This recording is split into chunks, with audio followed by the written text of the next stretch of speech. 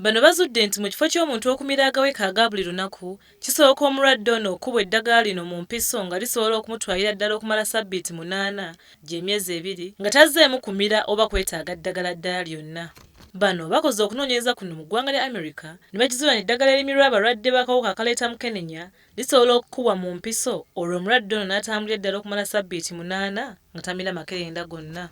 Mu kiseera kino omuntu alina okumira eddagala buli lunaku era nga bw'ayosaamu nga tamize kimuyisa bubi ddala. Eddagala lino nga mu kiseera kino lya bwereere mu malwaliro ga gavumenti agasinga obungi mu ggwanga likozesebwa abantu abawerako.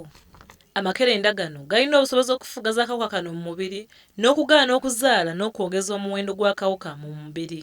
Abasawo bano nga bangi ku bo bavudde mu bitongole by'eddagala omuli Johnson & Johnson, GlaxoSmithKline ne Paul Stoffels bagambye nti empisa eno egenda kuyamba nnyo abantu abakola emirimu gy'okutambula ennyo okusingira ddala mu bifo ebizibu okutuukamu ko n'abajaasi mu ntalo.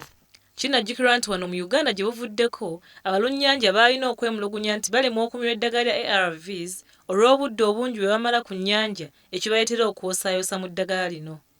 Eddagala lino lisuubirwa okubeera mu katale mu mwaka ogwa 2020.